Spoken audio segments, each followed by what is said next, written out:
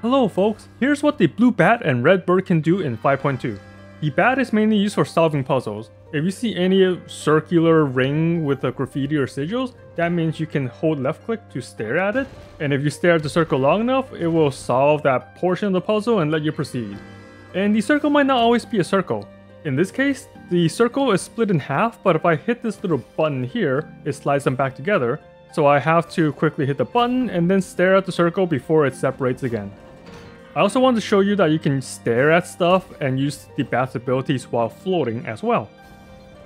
And that beam is evil, it shot me in a cutscene, that's not fair. Well, back to the circles. It's not always a ring of a solid structure. It can be part of the environment where you have to line up your sight correctly and then stare at it in order to get teleported to a new area. Besides staring, the bat can also jump. If you hold spacebar, you get a decent leap on your height. But if you absorb this little weird arrow looking icon thing, then you get a super jump and you go much higher. And here's another buff you can get when you stare at it. It's a wind icon, and when you absorb it, you actually get the ability on your elemental skill, and you can hold the skill to place down the wind on the ground surface. Use the wind to get to higher places and solve puzzles, which is pretty much what the bat is for. Like I said, the bat is mainly used for puzzle solving and platforming, while the bird is to fly around and reach hard to get to places. Now I'll quickly run through what else you can stare at to solve puzzles.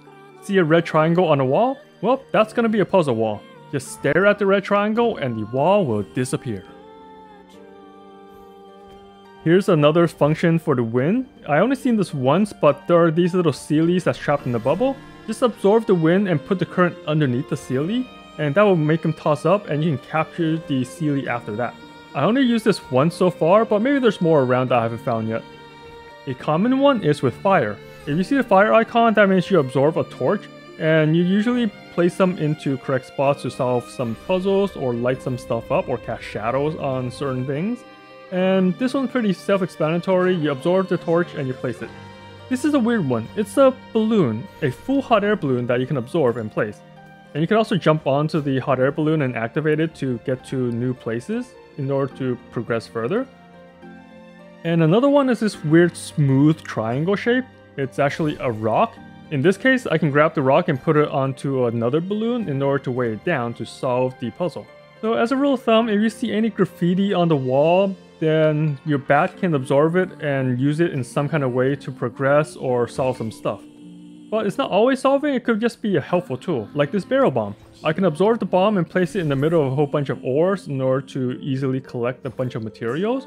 And sometimes you can see the bomb on destructible walls, so that will help you as well. And that's pretty much it for most of what the bat can do. Now it's time for the bird.